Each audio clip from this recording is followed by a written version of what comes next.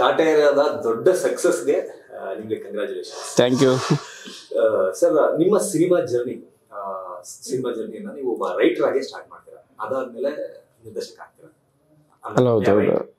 Actually director ಆಗಿ ಬಂದಿರೋದು, ಡೈರೆಕ್ಟಾಗಿ ಆಗೋಕ್ಕಾಗಲ್ಲ. ಇವಾಗ ಲರ್ನಿಂಗಲ್ಲಿ ಸ್ವಲ್ಪ ರೈಟ್ರ್ ಆದೆ, ತಿಳ್ಕೊಬೇಕಿತ್ತು. ತಿಳ್ಕೊಂಡ್ಮೇಲೆ ಆಮೇಲೆ ಇವಾಗ ಏನಾಗ್ಬಿಟ್ಟಿದೆ ಅಂದರೆ, ಡೈರೆಕ್ಟರ್ ಆಗೋಕ್ಕೆ ಅಸಿಸ್ಟೆಂಟ್ ಡೈರೆಕ್ಟರ್ ಆಗಬೇಕು, ನೆಕ್ಸ್ಟು ಡೈರೆಕ್ಟರ್ ಆಗಬೇಕು ಅನ್ನೋದಿದೆ. ಆ ರೈಟಿಂಗ್ ಪಾರ್ಟ್ನ ಎಲ್ಲರೂ ಮಿಸ್ ಮಾಡ್ಕೋತಾರೆ. ಅದನ್ನು ನಾವು ಮಿಸ್ ಮಾಡಿಕೊಂಡ್ರೆ ಗುಡ್ ಸಬ್ಜೆಕ್ಟ್ ಮಾಡೋಕ್ಕಾಗಲ್ಲ. ಆ ರೈಟಿಂಗ್ ಪಾರ್ಟ್ನ 1-2 ಸಿನಿಮಾ ಅಸಿಸ್ಟೆಂಟ್ ಮಾಡಿದೆ, ನೆಕ್ಸ್ಟ್ ಡೈರೆಕ್ಟ್ ಮಾಡಿದೆ. ಇವು ಟೆಕ್ನಿಕಲಿ ತುಂಬ ಕಲಿಬೋದು, ಯೂಟ್ಯೂಬಲ್ಲಿ ಕಲಿಬೋದು, ಇವು ಮೊಬೈಲ್ ಇದೆ ಕಲಿಬೋದು. ಅವೇ ದೊಡ್ಡ ಕ್ಯಾಮ್ರಾದಲ್ಲಿ ಇಡ್ತೀವಿ ಅಷ್ಟೇ. ಸೊ ಅದೆಲ್ಲ ಕಲಿಬೋದು, ಅದು ಮುಖ್ಯ ಅಲ್ಲ. ಇವತ್ತು ರೈಟಿಂಗ್ ಭಾಳ ಇಂಪಾರ್ಟೆಂಟ್. ಇವತ್ತು ಎಂತೆಂಥ ದೊಡ್ಡ ಸಿನಿಮಾಗಳು ಟೆಕ್ನಿಕಲಿ ಸ್ಟ್ರಾಂಗ್ ಇರುತ್ತೆ, ಅವ್ರಿಗೆಲ್ಲ ಬಡ್ಜೆಟ್ ಇರುತ್ತೆ, ಮತ್ತು ಟ್ಯಾಕ್ಸ್ ಹೋಗುತ್ತೆ. ರೈಟಿಂಗ್ ಅಷ್ಟೇ. ಇವಾಗ ಎಂತೆಂಥ ದೊಡ್ಡ ಸಿನಿಮಾಗಳು ನಡುವೆ ಚಿಕ್ಕ ಸಿನಿಮಾ ಕಾಂಪಿಟೇಷನ್ ಮಾಡುತ್ತೆ. ಅದಕ್ಕೆ ಕಾರಣ ಕ್ವಾಲಿಟಿ ಅಲ್ಲ, ಓನ್ಲಿ ರೈಟಿಂಗ್. ಸೊ ಆ ಭಾಗ ಬಿಟ್ಬಿಟ್ಟು ಹೋಗ್ತಾರೆ, ಅದು ಆಗಬಾರ್ದು. ಅಸಿಸ್ಟೆಂಟಾಗಿ ಇಲ್ದ್ರೂ ಪರವಾಗಿಲ್ಲ, ಒಬ್ಬ ರೈಟ್ರಾಗಿ ಕೆಲಸ ಮಾಡಿದ್ರೆ ಅವ್ನು ಗುಡ್ ಮೂವಿ ಮಾಡೋಕ್ಕೆ ಅನುಕೂಲ ಆಗುತ್ತೆ. ಸೊ ರೈಟಿಂಗ್ ಕಡೆ ಅಷ್ಟೊಂದು ಒಲವು ಏನಕ್ಕೆ ಬಂತು? ಮೊದಲಿಂದ ಸ್ವಲ್ಪ ಸಾಹಿತ್ಯದ ಒಲವು, ಓದೋದು ಆ ಥರದ್ದು ಇತ್ತು ನನಗೆ. ಬುಕ್ಸ್ ಓದೋದು ಆ ಥರ ಇರೋದ್ರಿಂದ ಸ್ವಲ್ಪ ಇಂಟ್ರೆಸ್ಟು. ಆಮೇಲೆ ನಾನು ಒಂದು ಅನಲೈಸ್ ಮಾಡಿದೆ, ಇಲ್ಲಿ ಟೆಕ್ನಿಕಲಿ ಸ್ಟ್ರಾಂಗಾಗಿ ಹೋಗ್ಬೇಕಾ, ರೈಟಿಂಗ್ ಸ್ಟ್ರಾಂಗ್ ಮಾಡ್ಬೇಕಂತ ಅನಲೈಸ್ ಮಾಡಿದೆ. ನನಗೆ ಅನಿಸಿದ್ದು ಟೆಕ್ನಿಕಲಿ ಅನ್ನೋದು ನಾವು ಇವಾಗ ಹಾಲಿವುಡ್ ಲೆವೆಲ್ಗೆ ಏನು ಮಾಡೋಕ್ಕಾಗಲ್ಲ. ತುಂಬ ಜನ ಅದನ್ನೇ ನೋಡಿಬಿಟ್ಟಿರ್ತಾರೆ. ಇಲ್ಲಿ ಕೊರತೆ ಇರೋದೇ ನಮ್ಮದು ಏನಾದರೂ ಹೇಳೋವಂಥದ್ದು. ನಮ್ದು ಏನಾದರೂ ನಾವು ರೈಟಿಂಗ್ ಕಲೀಲೇಬೇಕು, ನಮ್ದು ಹೇಳಬೇಕು ಅಂತ. ಆ ಒಂದು ಕ್ಯಾಲ್ಕುಲೇಷನಿಂದನೂ ನಾನು ರೈಟಿಂಗ್ದು ಒಲವು ಬಂತು. ರೈಟಿಂಗಲ್ಲಿ ಸರ್ ಸಾಕಷ್ಟು ಮಜಲುಗಳಿದೆ. ರೈಟಿಂಗ್ ನಾಟ್ ಓನ್ಲಿ ಸಿನಿಮಾ, ಬೇರೆ ಬೇರೆ ಕ್ಷೇತ್ರಗಳೆಲ್ಲ ಇದೆ. ಸಿನಿಮಾನೇ ಆಯ್ಕೆ ಮಾಡ್ಕೊಂಡಿದ್ದೀನಿ. ಬೇರೆ ಬೇರೆಕ್ಕೆ ನಾನು ಅಷ್ಟು ಯೋಗ್ಯನಲ್ಲ, ಎಸ್ಪೆಷಲಿ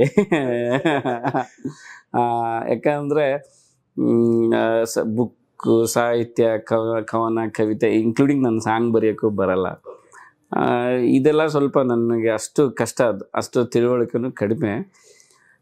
ಬಟ್ ಇದೇನೋ ನನಗೆ ಕತೆ ಕಟ್ಟೋದು ಭಾಳ ಇಂಟ್ರೆಸ್ಟ್ ಅಂತ. ಬಿಕಾಸ್ ನಾನು ಬೆಳೆದ ವಾತಾವರಣ, ನಮ್ಮ ಅಜ್ಜಿ ಹೇಳ್ತಾರದ ಕತೆಗಳು, ಆಮೇಲೆ ನಮ್ಮ ಅಪ್ಪ ಅಮ್ಮ ರೈತರು, ಅವ್ರು ನೈಟ್ ನಾವು ಏನೋ ಒಂದು ಕತೆ ಹೇಳೋದು, ಅವು ಚಂದ್ರ ನೋಡ್ಕೊಂಡು ನೈಟ್ ಮಾತಾಡ್ಕೊಳ್ಳೋದು, ಇವೆಲ್ಲ ಏನಂತಂದರೆ ಕತೆ ಕಟ್ಟೋಕ್ಕೆ ನನಗೆ ತುಂಬ ಇಷ್ಟ. ಅದು ಗೊತ್ತಿಲ್ಲದೆ ಬಂದಿರುವಂಥದ್ದು. ಇವಾಗಲೂ ಎಲ್ಲೋ ಅದೊಂದು ಹಿಡಿತಾ ಇದೆ ಅನ್ನೋದು ಅಷ್ಟೇ ನನಗೆ. ಆ ಒಂದು ಭ್ರಮೆನೂ ಇರ್ಬೋದು, ಕತೆ ಕಟ್ಟೋದೊಂದು ಹಿಡಿತಾ ಇದೆ. ಸೊ ಅದು ಇಂಟ್ರೆಸ್ಟ್ ಕೊಟ್ಟ. ಒಂಥರ ಕಟ್ಟುವಿಕೆ ಅಂದರೆ, ಇವಾಗ ಕಾಟೇರ ಅಂದ್ಕೊಳ್ಳಿ, ಕಾಟೇರನ್ ಸುತ್ತ ಒಂದು ಜೀವನ ಕಟ್ಟೋದು, ಅಲ್ಲೊಂದು ಜೀವನನೇ ತೋರಿಸೋದು ಇದೆಲ್ಲ ನನಗೆ ಅದು ಭಾಳ ಇಷ್ಟ. ಇವಾಗ ಹಿಂದಿನ ಗುರು ಶಿಷ್ಯರು ಡೈರೆಕ್ಷನ್ ಮಾಡುವಾಗಾದ್ರೆ ಆ ಮನೋಹರ ಕ್ಯಾರೆಕ್ಟರ್ ಮೇಲೆ ಒಬ್ಬ ಮೇಸ್ಟ್ರ ಸುತ್ತ ಒಂದು ಕಟ್ಟೋದು, ಅದೊಂದು ಕೋಕೋ, ಅದು ಒಂದು ಅಂದರೆ ಹೊಸ ವರ್ಲ್ಡಿಗೆ ಹೋಗಿ ಬಂದ್ಬಿಡೋದು. ಅಂದರೆ ಇವಾಗ ದೇವ್ರು ನಮ್ಮನ್ನ ಸೃಷ್ಟಿ ಮಾಡಿ ನಮ್ಮದೊಂದು ಪ್ರಪಂಚನ ಕಟ್ಟಿದ್ದಾನಲ್ಲ, ನಾನೊಂದು ಪ್ರಪಂಚನ ಕಟ್ಟೋದು ನನಗೆ ಇಷ್ಟ ಅಷ್ಟೇ.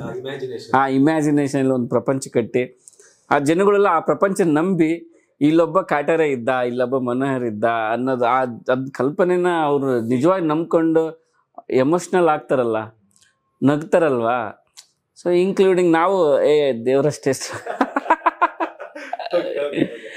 ಆ ಕಿಕ್ಕು, ಅದು ಆ ಇಮ್ಯಾಜಿನ ವರ್ಲ್ಡ್ ಕೊಟ್ಬಿಟ್ಟು ನೀವು ಆಡಿಯನ್ಸಿಗೆ ಅದು ರೆಸ್ಪಾನ್ಸ್ ಸಿಗೋದಿದೆಯಲ್ಲ, ಇಮ್ಯಾಜಿನರಿಯಾಗೆ ಉಳಿದಿಲ್ಲ, ಅವ್ರಿಗೇನೋ ಕನೆಕ್ಟ್ ಆಗುತ್ತಲ್ಲ, ಅದು ಭಾಳ ಇಷ್ಟ ನಮಗೆ. ಸಿನಿಮಾ ಅನ್ನೋದೇ ಅದೊಂದು ಕಿಕ್ಕು. ಈ ಕಾಲ್ಪನಿಕವಾಗಿ ಕಟ್ಟಿದ್ದನ್ನು ಜನಗಳನ್ನ ಅಳಿಸ್ತೀವಿ, ನಗಿಸ್ತೀವಿ, ಒಂದು ಅಗ್ರೆಸಿವ್ ಮಾಡ್ತೀವಿ, ಎಲ್ಲ ಮಾಡ್ತೀವಲ್ಲ, ಅದೇ ಸಿನಿಮಾದ ವಿಶೇಷತೆ. ಹೌದೌದು, ನನಗೆಲ್ಲ ಎಲ್ಲರಿಗೂ ಸಿನಿಮಾದ ಇದೊಂದು ಹುಚ್ಚು ಥರನೇ ಉಳಿಸ್ಕೊಂಡಿರೋದು. ನಮಗೆ ಏನು ಇಲ್ಲದೆ ಎಲ್ಲರನ್ನ ಈ ಥರ ಮಾಡ್ತೀವಲ್ಲಪ್ಪ ಅನ್ನೋದೇ ಎಲ್ಲರಿಗೆ ಅದೊಂದು. ಇವಾಗ ಬೇರೆ ಬರೆದಿದ್ದಾದರೆ ನೀವು ಇಮ್ಯಾಜಿನ್ ಮಾಡಬೇಕು, ಅಲ್ಲಿ ಏನೂ ಇರಲ್ಲ, ಅವ್ನು ಬರವಣಿಗೆ ಯೋಚನೆ ಮಾಡ್ಕೊಂಡು ನೀವು ಇಮ್ಯಾಜಿನ್ ಮಾಡಬೇಕು. ಇಲ್ಲಿ ನಿಮ್ಮ ಇಮ್ಯಾಜಿನೇಷನ್ ಇಲ್ಲ, ನನ್ನ ಇಮ್ಯಾಜಿನೇಷನ್ನೇ ನೀವು ತೊಗೊಂಡು ಆಡಬೇಕು. ಸೊ ಇದು ಸ್ವಲ್ಪ ಗ್ರೇಟ್ ವಿಚಾರ ಅಂತಲೇ, ಬಟ್ ಅದು ದೊಡ್ಡ ಗ್ರೇಟ್. ಇದು ಸ್ವಲ್ಪ ಇದು ಸಾಮಾನ್ಯ ಈಸಿ ಅಲ್ಲ, ಇದು ಕೂಡ ದೊಡ್ಡದೇ ಅಂತ. ಸರ್, ಈಗ ಸ್ವಲ್ಪ ಮುಂಚೆ ಆದರೆ ಹಿನ್ನೆಲೆ ಬಗ್ಗೆ ಮಾತಾಡಿದ್ರೆ, ನನಗೆ ಆ ಥರದ ಹಿನ್ನೆಲೆ ಇತ್ತು, ಅಜ್ಜಿ ಕತೆ ಹೇಳ್ತಾ ಇದ್ರು ಅಂತ. ಏನು ಜಡೇಶ್ ಅವರ ಹಿನ್ನೆಲೆ ಏನು? ಎಲ್ಲಿಂದ ಬಂದವರು? ಬೆಂಗಳೂರಿಗೆ ಯಾಕೆ ಬಂದರು? ಸಿನಿಮಾ ಕ್ಷೇತ್ರಕ್ಕೆ ಹೆಂಗೆ ಇತ್ತು? ಏನಿಲ್ಲ, ನಾನು ಹುಟ್ಟಿದ ಸಮಯದಲ್ಲಿ ನಮ್ಮೂರು ಇವಾಗಲೂ ಚಿಕ್ಕದು, ಒಂದು ಹಂಪಿ ಹತ್ರ ಒಂದು ಹಳ್ಳಿ. ಇವಾಗೂ ಬಸ್ ಆ ಥರ ಸೌಲಭ್ಯಗಳು ಇಲ್ಲ ಅಲ್ಲಿ, ಸ್ಕೂಲ್ ಸೌಲಭ್ಯಗಳು ಇವಾಗ ಬಂದಿರ್ಬೋದು, ಅವಾಗ ಇರಲಿಲ್ಲ. ಅವಾಗ ಬರೀ ಈ ಥರ ಕತೆಗಳೇ ಜೀವನಗಳು. ಅಂದರೆ ಟಿ ವಿ ಇಲ್ಲ, ಕರೆಂಟೇ ಇಲ್ಲ ಅಂದಮೇಲೆ ಏನೂ ಇಲ್ಲ.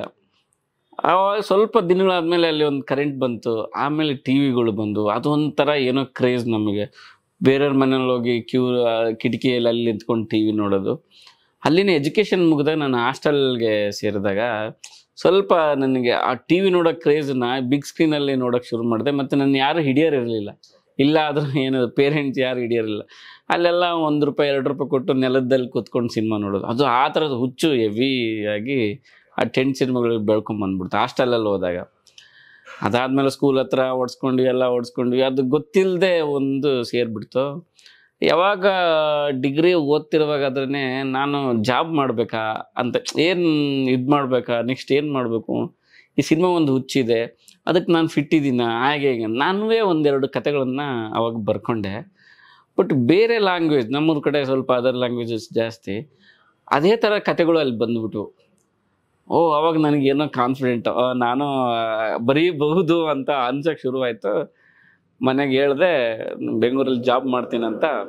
ಬಂದು ಇಲ್ಲಿ ಕಾನ್ಫಿಡಾ ಅಂತ ಕರ್ನಾಟಕ ಡೈರೆಕ್ಟರ್ ಅಸೋಸಿಯೇಷನ್ ಅಂತ ಅವರಿಂದ ಒಂದು 3 months ಕೋರ್ಸ್ ಇಟ್ಟಿದ್ರು.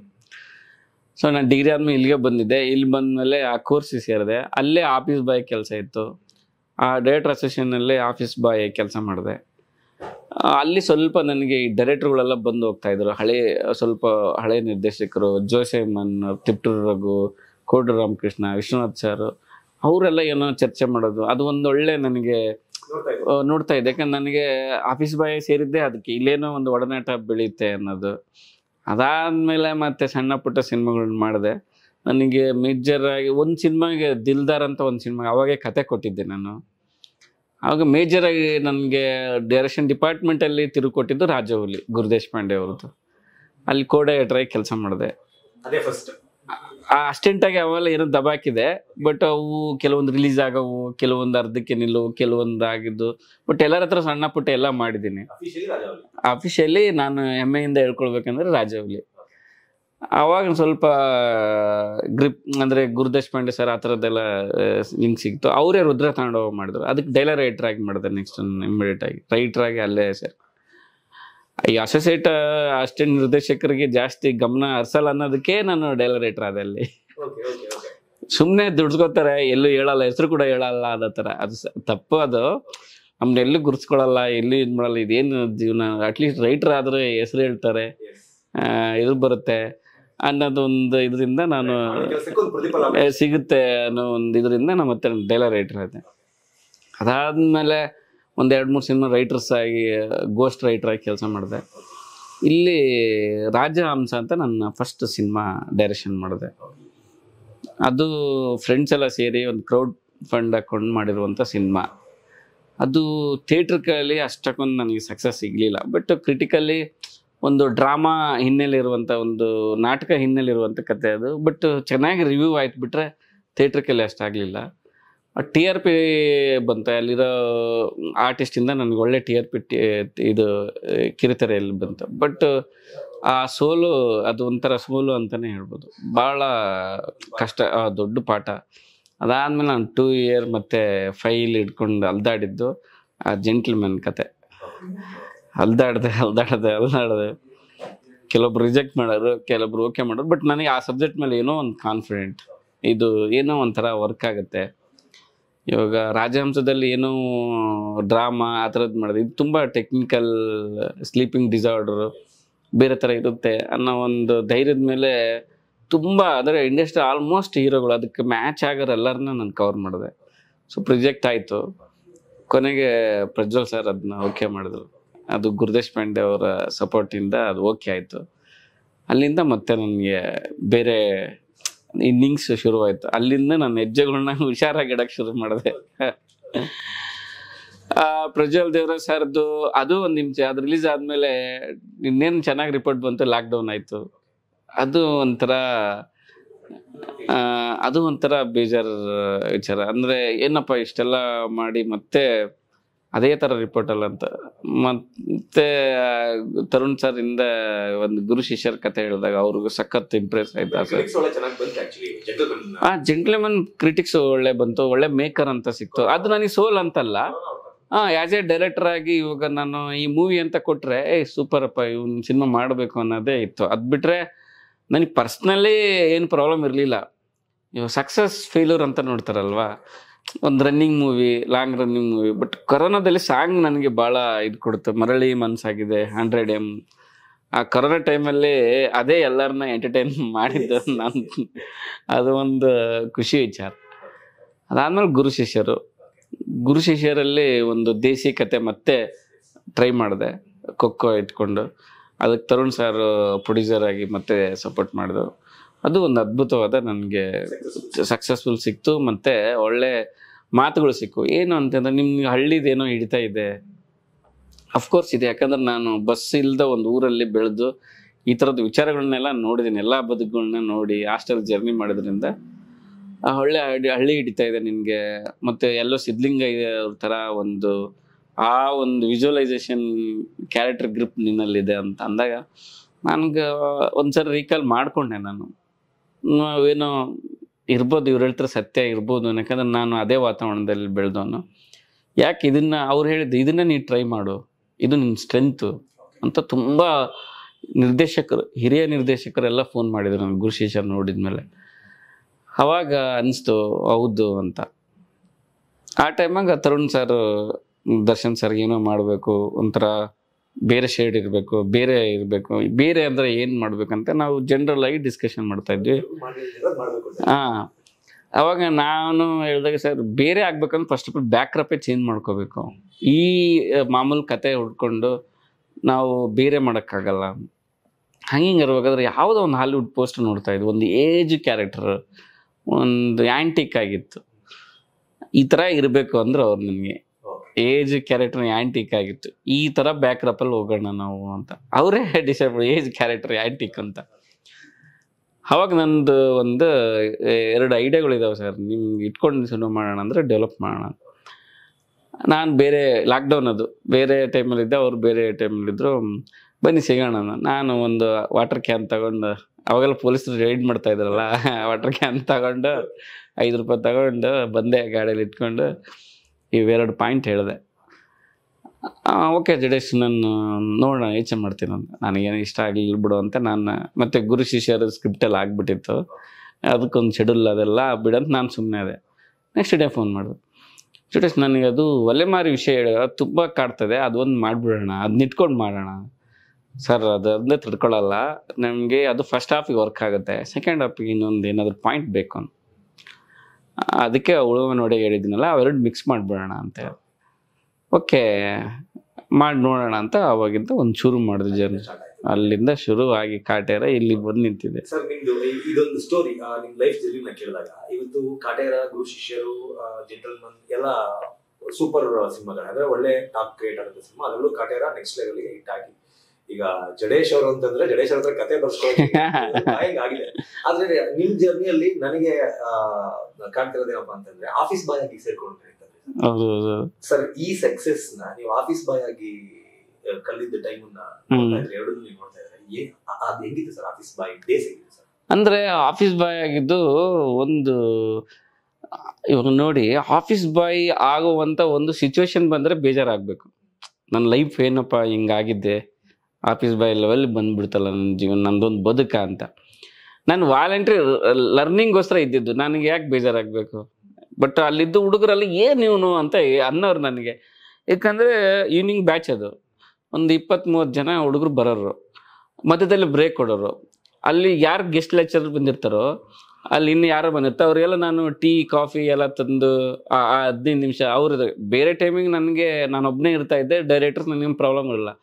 ನನ್ನ ಜೊತೆ ಇರೋ ಹುಡುಗರು ಎದುರುಗಡೆ ನಾನು ಅದೆಲ್ಲ 15 ನಿಮಿಷ ಬ್ರೇಕಲ್ಲಿ ಟೀ ತಂದುಕೊಟ್ಟು, ಅದು ತಂದುಕೊಟ್ಟು ಅಲ್ಲಿ ಏನು ಕ್ಲೀನ್ ಮಾಡಿ ಅದೆಲ್ಲ ಮಾಡಬೇಕಿತ್ತು. ಬಟ್ ಒಂದು ಪಾಸಿಂಗ್ ಸ್ಟೇಟಲ್ಲಿ ಇದೆಲ್ಲ ಅಂತ ಅನ್ಸೋದು. ಬಟ್ ನನಗೆ ನಾಲೆಡ್ಜ್ ಸಿಗ್ತಾ ಇತ್ತಲ್ಲ ಡೇ ಎಲ್ಲ, ನನಗೆ ಅದು ಇದನ್ನು ಯಾರೂ ಕೊಡೋಕ್ಕಾಗಲ್ಲ ಅಂತ, ಇದು ಯಾರನ್ನು ಕೊಡೋಕ್ಕಾಗಲ್ಲ ಅಂತ. ಮತ್ತು ನನ್ನ ಸ್ಥಿತಿಯನ್ನು ಆಫೀಸ್ ಬಾಯ್ ಲೆವೆಲಿಗೆ ಇಲ್ಲ, ನಾನು ಈ ಕಲಿಕೆಗೋಸ್ಕರ ಇದ್ದೀನಿ, ನನ್ನ ಕೆಲಸ ಅಂತ ಅಂದ್ಕೊಂಡು ನಾನು ಅದಕ್ಕೊಂದಿದ್ದೆ. ಬಟ್ ನನಗೆ ಅದೊಂದು ಗ್ರೇಟ್ ಎಕ್ಸ್ಪೀರಿಯನ್ಸ್ ಅಂತ ಅನಿಸಿದ್ದು. ಒಂದು 5 months ಏನೋ ಮಾಡಿದೆ ನಾನು ಅಲ್ಲಿ ಆಫೀಸ್. ನಿಮ್ಮನ್ನ ಇಂಡಸ್ಟ್ರಿ ಟ್ರೀಟ್ ಮಾಡ್ತಿರೋದಕ್ಕೂ ಇವಾಗ ನಿಮ್ಮನ್ನ ಜನ treat ಮಾಡೋದಕ್ಕೂ, ಅವತ್ತು ಆಫೀಸ್ ಬಾಯ್ ಆಗಿ ನೀವು ನಾನು ಅದೇ ಅನುಭವಿಸಿದ್ರಿ ಅಂತ. ಅಲ್ಲ ನಾನೇನು ಅಂದರೆ ಅದೇ ನಾನು ಅವಾಗ ಅದು ಯಾವ್ದು ರೀತಿಯಲ್ಲಿ ಇದೇನು ಅವಮಾನ ಅಂತಾನೆ ನನಗೆ ಅನಿಸ್ಲಿಲ್ಲ. ಅವಮಾನ ಆಗಿದೆ. ಅಲ್ಲಿ ಏನು ಅಂತಾರಂದ್ರೆ ನಾನು ಕೆಲಸ ಆಫೀಸ್ ಬಾಯ್ ಇದ್ರೆ ಆಫೀಸ್ ತಗೊಂಬಾರೋ ಅದು ಇದು ಯಾರು ಗೊತ್ತೆ. ಬಟ್ ಅಲ್ಲಿ ದೇವ ಪಾರ್ಕಲ್ಲಿ ಇತ್ತದು ಅವಾಗ ಅಸೋಸಿಯೇಷನ್, ಡೈರೆಕ್ಟರ್ ಅಸೋಸಿಯೇಷನ್ ದೇವ ಪಾರ್ಕಲ್ಲಿ ಮಾಡಿದ್ರು ಅವಾಗ. ಬಟ್ ಏನೋ ಡೈರೆಕ್ಟರ್ ಸೇವೆ ಅಂತ ಅಂದ್ಕೊಂಡು ನಾವು ಮಾಡಿದ್ದು ಅಷ್ಟೇ. ಬಟ್ ನನಗೆ ಇವಾಗ ಗುಡ್ ಡಿಸಿಷನ್. ಬಟ್ ಆ ಯೋಚನೆ ಇದ್ದಿದ್ದಕ್ಕೆ, ಆ ಮೆಂಟಾಲಿಟಿ ನನ್ನಲ್ಲಿ ಇದ್ದಿದ್ದಕ್ಕೇನೆ ನಮ್ಮನ್ನ ಇಲ್ಲಿ ಕರ್ಕೊಂಬಂತು. ನಾವು ಯಾವುದೇ ಆಗಲಿ ನಾವು ಕಲಿಬೇಕು ಅಂತ ಏನೋ ಇದ್ದಾಗ ಏನಾದರೂ ಮಾಡ್ಬೇಕಷ್ಟೇ. ನಾವು ಕುಂತಲ್ಲೇ ಎಲ್ಲೋ ಬರಲ್ಲ. ನಾನು ಅಲ್ಲಿ ಬಂದಾಗ ಡೈರೆಕ್ಟರ್ಸ್ ಎಂತೆಂಥ ಬುಕ್ಸ್ ಇದ್ದವು, ನಾನು ಆ ಬುಕ್ಸ್ ಎಲ್ಲ ಓದ್ತಾ ಇದ್ದೆ. ಅವ್ರೇನೋ ಅವ್ರದ್ದು ಎಕ್ಸ್ಪೀರಿಯೆನ್ಸ್ ಮಾತಾಡ್ತಾಯಿದ್ರು. ಅದನ್ನೆಲ್ಲ ನಾನು ಅಲ್ಲಿ 2 hour ಕ್ಲಾಸಲ್ಲಿ ಏನು ಕಲಿಸ್ಕೊಡ್ತಾರೆ ನನಗೆ ಅವರು. ಬಟ್ ಇಡೀ ದಿನ ಅಲ್ಲಿರ್ತದೆ ಅದೇ ಇವಾಗ ನನಗೆ ಏನು ಹೇಳೋಕ್ಕೆ ಕ್ಲಾಸ್ ಬರ್ತಾಯಿದ್ರು ಆ ಡೈರೆಕ್ಟರ್ಸೇ ಆಗಲೆಲ್ಲ ಅಲ್ಲಿ ಮಾತಾಡೋಕ್ಕೆ ಅವ್ರು ಬರೋಲ್ಲ. ಅವ್ರ ಎಕ್ಸ್ಪೀರಿಯೆನ್ಸ್ ನಾನು ಕೇಳ್ತಾ ಇದ್ದಲ್ಲ, ಅದು ನನಗೆ ಒಳ್ಳೆ ಯೋಚನೆ. ನನಗೆ ಅದು ತುಂಬ ಹೆಲ್ಪ್ ಆಯಿತು. ಇವಾಗೂ ಅಷ್ಟೇ, ನನಗೆ ಏನನ್ನು ಕಲಿಬೇಕು ಅಂತಂದರೆ ಅದ್ರ ಹಿಂದೆ ಬಿದ್ದು ಕಲಿಬೇಕು. ಇವಾಗ ಕಾಟೇರ ಉಳುವನೆ ಒಡೆಯ 74ರಲ್ಲಿ ಬಂದಿದ್ದು, ಅದ್ರದ್ದು ಅನುಭವನೇ ನನಗೆ ಗೊತ್ತಿಲ್ಲ. ಹಿಂಗಿರುತ್ತಂತ ಗೊತ್ತಿಲ್ಲ. ಒಲೆಮಾರಿನೂ ಗೊತ್ತಿಲ್ಲ. ಒಲೆಮಾರಿಯನ್ನು ನಮ್ಮ ಅಜ್ಜಿ ಹೇಳಿದ್ದು ಕತೆ. ಅದು ಹಿಂಗೆ ಆಗ್ತಾಯಿತ್ತು, ರಕ್ತ ಇಟ್ಕೊಂಡು ಹೋಗಬೇಕು, ಚೇಸ್ ಮಾಡೋರು, ಸಾಯಿಸೋರು, ಅದ್ರದ್ದೊಂದು ಪಿಕ್ಚರ್ ಇತ್ತು. ಉಳುವನೆ ಒಡೆಯ ಬಗ್ಗೆ ಗೊತ್ತಿಲ್ಲ ನನಗೆ. ಗುರು ಶಿಷ್ಯರಲ್ಲಿ ಒಂದು ಪಾಯಿಂಟ್ ಇತ್ತು ಅಷ್ಟೇ. ಉಳುವನೆ ಒಡೆಯ ಬಗ್ಗೆ ಒಂದು ಪಾಯಿಂಟ್ ಇತ್ತು. ಅಂದರೆ ಇವಾಗ ಜಗತಿ ಬಾಬು ಕಾಟೇರ ಅಂದ್ಕೊಂಡ್ರು, ಅವ್ರ ಮಗ ಕೇಸ್ ಹಾಕಿದಂಗೆ ನಮ್ಮಪ್ಪಂದು ಭೂಮಿ, ಆ ಊರು ನಂದು ಅನ್ನೋ ಥರ ಒಂದು ಪಾಯಿಂಟ್ ಇತ್ತು ಅದರಲ್ಲಿ. ಬಟ್ ರಿಲೀಸ್ ಆಗಿದ್ದ ದಿನ ಈ ಕ್ಷಣಗಳು ಹೆಂಗಿರ್ತವೆ. ಆವಾಗ ನಾನು ಸ್ವಲ್ಪ ತುಂಬ ಬುಕ್ಸ್ಕೊಂಡು ಹೋದೆ, ತುಂಬ. ಕಾಗೋಡು ಹೋರಾಟದ ಎಸ್ಪೆಷಲ್ ದೊಡ್ಡ ಹೋರಾಟ ಆಗಿತ್ತು ಅವಾಗ. ನನಗೆಲ್ಲ ಅವಾಗೇ ಗೊತ್ತಾಗೋದು ಈ ಥರದ್ದೆಲ್ಲ ಆಗಿದೆಯಾ ಅಂತ. ಅವಾಗ ಓದ್ತಾ ಆವಾಗಿನ ವ್ಯವಸ್ಥೆ, ಜಾತಿ ವ್ಯವಸ್ಥೆ, ಪರಿಸ್ಥಿತಿ ಎಲ್ಲ ನನಗೆ ಅರ್ಥ ಆಯ್ತಾ ಹೋಯ್ತು. ಅವಾಗೆಲ್ಲ ಅದನ್ನೆಲ್ಲ ಅಳವಡ್ಸಕ್ಕೆ ನಾನು ತರುಣ್ ಸರ್ ಹತ್ರ ಹೇಳ್ತಾ ಇದ್ದೆ, ಈ ಬುಕ್ಸ್ ಓದುವಾಗ ಇದು ಇದೆ ಸರ್, ಈ ಬುಕ್ಸ್ ಇದೆ, ಈ ಪಾಯಿಂಟ್ ಎತ್ಕೋ, ಈ ಪಾಯಿಂಟ್ ಇಟ್ಕೋ, ಈ ಥರ ಮಾಡೋಣ ಅಂತ ಒಂದು 1 by 1 ಜರ್ನಿ ಶುರುವಾಗಿತ್ತು. ಒಂದು ಅದ್ಭುತವಾದ ಇವತ್ತು ಎಷ್ಟು ಅದ್ಭುತ ಸೃಷ್ಟಿಯಾಗಿದ್ದೋ. ನಾನು ಇನ್ನೊಂದು ಸಿನಿಮಾ ನೋಡಿ ಬರ್ದಿದ್ದಲ್ಲ, ಅದು ಬೇರೆ ಬುಕ್ಸ್ಗಳನ್ನ ಓದಿ ಯಾರನ್ನ ತಿಳ್ಕೊಂಡು ಆ ಪರಿಸ್ಥಿತಿ ಹಿಂಗಿರ್ಬೋದ ಅಂತ ಒಂದು ಅಂದ್ಕೊಂಡು ಬರ್ದಿರೋ, ಒಂದು ರಿಯಲ್ ಆಗಿ ನಡೆದಿನ ಒಂದು ಸಿನಿಮಾಟಿಕ್ ಮಾಡ್ಕೊಂಡಿರೋದಷ್ಟೇ. ಈ ಬುಕ್ಸಲ್ಲಿ ಎಷ್ಟೋ ವಿಷಯಗಳು ಇದಾವೆ, ಅಲ್ಲಿ ಎಷ್ಟೋ ವಿಷಯಗಳು ರಿಯಲ್ ಆಗಿ ನಡೆದಿದ್ದು. ಯಾಕಂದರೆ ಬುಕ್ಸ್ ಎಲ್ಲ ರಿಯಲ್ ಆಗಿ ಇಟ್ಕೊಂಡು ಅವರು ಬರೆದಿದ್ದು, ಅದು ಇಟ್ಕೊಂಡು ಮಾಡಿದ್ದು. ಅದಕ್ಕೋಸ್ಕರ ಅದು ಒಂಥರ ನಮ್ಮನ್ನ ಕಾಡುತ್ತೆ. ಕಾಟೇರ ದರ್ಶನ್ ಸಾರು ಒಂದು ಕಮರ್ಷಿಯಲ್ ಹೀರೋ ಅಷ್ಟೆಲ್ಲ ಮಾಡಿದ್ರು ಕೂಡ ನಮ್ಮನಿಗೆ ಕಾಡುತ್ತೆ ಆ ಸಿನಿಮಾ. ನಾವು ಬುಕ್ ಓದಿದಾಗ ಏನು ಒಂದು ಫೀಲ್ ಆಗುತ್ತೋ, ಸಿನಿಮಾ ನೋಡಿ ಬಂದಾಗೂ ಅದೇ ಫೀಲ್ ಆಗುತ್ತೆ. ಯಾಕೆಂದರೆ ಅದು ಓದಿ ಮಾಡಿರೋದು ಅದು. ಸರ್, ಕನ್ನಡದ ಇಂಡಸ್ಟ್ರಿ ಮಟ್ಟಿಗೆ ಬೇರೆ ಹೀರೋಗಳಿಗೆ ಸಿನಿಮಾ ಮಾಡುತ್ತೆ, ದರ್ಶನ್ ಸರ್ ಸಿನಿಮಾ ಮಾಡುತ್ತೆ ಅಂದ್ರೆ ಕರ್ನಾಟಕದಲ್ಲಿ ಒಂದು ದೊಡ್ಡ ಫ್ಯಾನ್ ಬೇಸ್ ಇರುವಂತಹ ನಟ ದರ್ಶನ್ ಸರ್. ಅವರಿಗೆ ಕತೆ ಮಾಡಬೇಕು ಅಂತ ತರುಣ್ ಸರ್ ನಿಮ್ಗೆ ಹೇಳಿದಾಗ ನಿಮಗೆ ಫಸ್ಟ್ ಅನ್ಸಿದ್ದೇನು? ಜವಾಬ್ದಾರಿ ಎಷ್ಟು ಹೆಗಲಿತ್ತು? ನನಗೇನು ಅಂತಂದರೆ ಫಸ್ಟ್ ಹೇಳಿದಾಗ ನನ್ನ ಟೆನ್ಷನ್ನೇ ಆಗಿಲ್ಲ. ಇದೆಲ್ಲ ಆಗುತ್ತಾ ಮಾಡುತ್ತಾ ಅಂತ ನಮ್ದೇನಿದೆ ಗುರು ಶಿಷ್ಯರು ಮಾಡ್ಕೊಂಡು ಹೋಗೋಣ ಆ ಥರ ಇತ್ತು. ಬಟ್ ಅವರು ಒಂದೊಂದು ಪಾಯಿಂಟು ಒಪ್ಪಕ್ಕೆ ಶುರು ಮಾಡಿದರು. ಅಲ್ಲ, ತರುಣ್ ಸರ್ ದರ್ಶನ್ ಸರ್ಗೆ ಫುಲ್ ಬಾಂಡೆಡ್ ಸ್ಕ್ರಿಪ್ಟ್, 200 ಪೇಜ್ದು ಬುಕ್ಕು ಹೋಗಿ ಹೇಳಿರೋದು, ಫುಲ್ ರೆಡಿ ಊಟ. ಅದು ಇವ್ರಿಗೆ ಒಂದೇ ಪಾಯಿಂಟ್ ಇಷ್ಟ ಆಗ್ತಾ ಹೋಯ್ತು. ಅಯ್ಯೋ ಇದು ಏನು ಆಗ್ತಾ ಇದೆಯಲ್ಲ ಅನ್ನೋದೇ ನನಗೆ ಖುಷಿ. ಸೊ ಇಲ್ಲಿ ಓದ್ಕೊಂಬರ್ತಾ ಇದ್ದೆ, ಇದೊಂದು ಏನು ಹೇಳ್ತಿದ್ದೆ, ಅವ್ರು ಏನೋ ಹೇಳ್ತಾ ಇದ್ರು, ಅಂದರೆ ಇಬ್ಬರು ಬರ್ದಿದ್ದದು. ಹಿಂಗೆ ಹಾಗೆ ಒಂದು ಹಾಗೇ ಬಿಡ್ತದು. ಆಮೇಲೆ ನಮಗೆ ಅಂದರೆ ಬರ್ದ್ವಿ, ದರ್ಶನ್ ಸರ್ ಒಪ್ಪಬೇಕಲ್ಲ, ಇದೆಲ್ಲ ಆಗುತ್ತಾ. ನನಗೇನಂದರೆ ಲಾಕ್ಡೌನಲ್ಲಿ ಏನು ಮಾಡೋದು, ಒಂದು ಸಬ್ಜೆಕ್ಟ್ ಮಾಡಿದ್ದೆ ಅಷ್ಟೇ, ಒಂದು ಯೂಸ್ ಆಗುತ್ತೆ. ಅದಿಲ್ಲ ಅಂದ್ರೆ ನಾನು ಯಾವಾಗೋ ಇನ್ನೊಂದು ಪಾಯಿಂಟ್ ಹಾಕ್ಕೊಳ್ಳೋಣ, ಮುಂದಿನ ಪಾಯಿಂಟ್ ಹಾಕ್ಕೊಳ್ಳೋಣ, ಈ ಥರ ಇದ್ದಾಗ ಒಂದು ಸರಿ ಹೋಗಿ ದರ್ಶನ್ ಸರ್ಗೆ ಹೇಳೇ ಬಿಟ್ರು ಒಂದು ಗ್ಯಾಪಲ್ಲಿ, ಅವ್ರು ಫುಲ್ ಬಾಂಡೆಡ್ಸ್. ಅವಾಗ ಅವರು ಏನು ಚಿನ್ನ ಒಳ್ಳೆ ಕಂಟೆಂಟ್ ತೊಗೊಂಬಂದಿದೆಯಲ್ಲ ಅಂತ ಅಂದ್ಬಿಟ್ರಂತೆ. ನನಗೆ ಶಾಕ್ ಆಯಿತು, ಇದನ್ನ ಒಪ್ಪಿಬಿಟ್ರ ಅಂತ. ತರುಣ್ ಸರ್ಗೆ ಅದೆಲ್ಲ ಗ್ಯಾರಂಟಿ ಇತ್ತು ಇದನ್ನೆಲ್ಲ. ಅಂದರೆ ಅವ್ರು ಅದಕ್ಕೋಸ್ಕರ ಫುಲ್ ಬಾಂಡೆಡ್ ಸ್ಕ್ರಿಪ್ಟ್ ಇಟ್ಕೊಂಡು ಹೋಗಿರೋದು ತರುಣ್ ಸರ್. ಅವ್ರಿಗಿರೋ ಕ್ಲೋಸ್ನೆಸ್ಗೆ ಒಂದು ಐಡಿಯಾ ಹೇಳ್ಬೋದಿತ್ತು. ಬಟ್ ಈ ಕತೆ ಸಖತ್ ಕಾಂಪ್ಲಿಕೇಟೆಡ್ ಇದೆ. ನಾವು ಸ್ಟಾರ್ಟಿಂದ ಎಂಡ್ವರೆಗೆ ಎಷ್ಟು ಸೂಕ್ಷ್ಮ ಮಾಡಿದ್ದೀವಿ ಅನ್ನೋದು ಅವರಿಗೆ ಹೇಳಬೇಕು ಅನ್ನೋದು ಒಂದು ಉದ್ದೇಶದಿಂದ ಫುಲ್ ಮಾಡ್ಕೊಂಡಿದ್ರು ಅವರು. ಸ್ಟಾರ್ಟಿಂಗ್ ನೀವೇ ನಂಬಿರ್ಲಿಲ್ಲ ಇದನ್ನ ದರ್ಶನ್ ಸರ್ ಹೋಗ್ತಾರ ಏನು ನಾನು ಫುಲ್ ಬಾಂಡೆಡ್ ಸ್ಕ್ರಿಪ್ಟ್ ಆದ್ಮೇಲೂ ಓದಾಗ ನಾನು ನಂಬಿರ್ಲಿಲ್ಲ ಈ ಥರದ್ದೆಲ್ಲ ಒಪ್ತಾರ ಅನ್ನೋದು. ಅದು ಅದು ತರುಣ್ ಸರ್ ಧೈರ್ಯ, ಅದು ಒಪ್ತಾರಂತ. ಒಪ್ಕೊಂಡಾದ್ಮೇಲೆ ಆ ನರ್ವಸ್ನೆಸ್ ಹೇಗಿದೆ ಸರ್? ನನಗೆ ಒಪ್ಕೊಂಡು ಆದ್ಮೇಲೆ ಇದೆಲ್ಲ ಸರ್ ನಾನು ಕೇಳಿದೆಲ್ಲ ಒಪ್ಕೊಂಡ್ರ ಏನು ಸರ್ ಇದು ಅಂತ. ಜಡೇಶ್ ಏನಿಲ್ಲ ಏನಂದ್ರೆ ಸರ್ ಸೂಪರ್ ಕಂಟೆಂಟ್ ಚಿನ್ನ, ನಾನು ಇದುವರೆಗೂ ಮಾಡಿಲ್ಲ ಈ ಥರದ್ದು, ಮಾಡ್ತೀನಿ ಅಂತ ಅಂದ್ರು. ಏನು ಸರ್ ಇದು ಗ್ರೇಟ್. ಇದುವರೆಗೂ ಅಲ್ಲಿ ಒಬ್ರಿಗೆ ಹೇಳ್ದಂತೆ ತರುಣ ಒಳ್ಳೆ ಕಂಟೆಂಟ್ ತಂದಿದ್ದಾನೆ ಇವಾಗ ಅಂತ. ನೋಡಿ ಅವ್ರಿಗೆ ಎಷ್ಟು ಕ್ಲಾರಿಟಿ ಇತ್ತು ಈ ಸಿನಿಮಾ, ಧೈರ್ಯ, ಕ್ಲಾರಿಟಿ, ಅವಾಗೆ ಸಿನಿಮಾ ಸಕ್ಸಸ್ ಆಗ್ಬಿಡ್ತದು. ನನ್ನ ಜೀವನದ ಗ್ರೇಟ್ ಮೂಮೆಂಟ್. ಯಾಕಂದರೆ ನಾನು ಒಂದು ಸಿನಿಮಾ ಡೈರೆಕ್ಷನ್ ಇದು ಮಾಡ್ತಾ ಇದ್ರು ನನಗೆ ಒಲವು ಈ ಕಡೆ ಬಂದಿತ್ತು. ಆವಾಗ ಲಾಕ್ಡೌನ್ ಮುಗಿತ್ತು. ನಾನು ತರುಣ್ ಸರ್ಗೆ ಹೇಳ್ತಾ ಇದ್ದೆ, ಸರ್ ನಾನು ಈ ಸಿನಿಮಾಗೆ ನಾನು ಗುರು ಶಿಷ್ಯರ ಆಮೇಲೆ ಮಾಡ್ತೀನಿ, ಈ ಸಿನಿಮಾ ನಿಮ್ಮ ಜೊತೆ ಜರ್ನಿ ಮಾಡ್ತೀನಿ ಅಂತ. ಸುಮ್ಮನೆ ಸಿನಿಮಾ ಮಾಡೋ ಡೈರೆಕ್ಷನ್ ಸಿಕ್ಕಿದೆ ಅಂತ ಬೈದು ನಾನು ಮತ್ತೆ ಗುರು ಶಿಷ್ಯರು ಜರ್ನಿ ಮಾಡಿಸಿದ್ರು ಅವರು. ಬಟ್ ಅಷ್ಟೊಳಗಡೆ ಅವ್ರಿಗೆ ಒಂದು ಸಿನಿಮಾ ಕ್ರಾಂತಿ ಶುರುವಾಗ್ಬಿಡ್ತು. ಸೊ ನನಗೆ ಆ ಗ್ಯಾಪಲ್ಲಿ ಗುರು ಶಿಷ್ಯರು ಮುಗಿದೋಯ್ತು. ಅವಾಗ ಮತ್ತೆ ನಾನು ಇದಕ್ಕೆ ಫ್ರೀ ಆದೆ. ನಾನು ಅನ್ಕೊಂಡಂಗೂ ಮತ್ತೆ ಇದಕ್ಕೆ ಫ್ರೀ ಆಗಿ ಇದ್ರ ಜೊತೆ ಸ್ವಲ್ಪ ತೊಡಸ್ಕೊಂಡು ಒಂದು ಎಕ್ಸ್ಪೀರಿಯನ್ಸ್ ತೊಗೊಂಡಿವಿ. ನನಗೆ ದೊಡ್ಡ ಹೀರೋ ಜೊತೆ commercial cinema, Tarun sir best commercial director ಅವರು. ಅವ್ರದ್ದು ನಾಲೆಡ್ಜ್ ಸ್ಕ್ರಿಪ್ಟ್ ಜೊತೆ, ಮೇಕಿಂಗ್ ಜೊತೆ, ಇವಾಗ ಫುಟೇಜ್ ಶೂಟ್ ಆದರೆ ಓಡೋಗ್ತಿದ್ದೆ. ನನಗೆ ಈ ಒಂದು ಶೆಡ್ಯೂಲ್ ಮುಗಿದಿದ್ದಂದರೆ ಹೋಗ್ತಾ ಇದ್ದೆ, ಅಂದರೆ ಆಫ್ಲೈನೆಲ್ಲ ನೋಡ್ತಾ ಇದ್ದೆ ಹೆಂಗೆ ಅಂತ. ನಾವು ಡಿಸ್ಕಸ್ ಮಾಡ್ತಿದ್ವಿ. ಏನೋ ಒಂದು ಸಣ್ಣ ಮಿಸ್ ಆಯ್ತು ಅಂದರೆ ಸ್ವಲ್ಪ ಟೈಮ್ ಹೋಗ್ಬಿಟ್ಟಿತ್ತು, ಅದು ಹೋಗಿತ್ತು.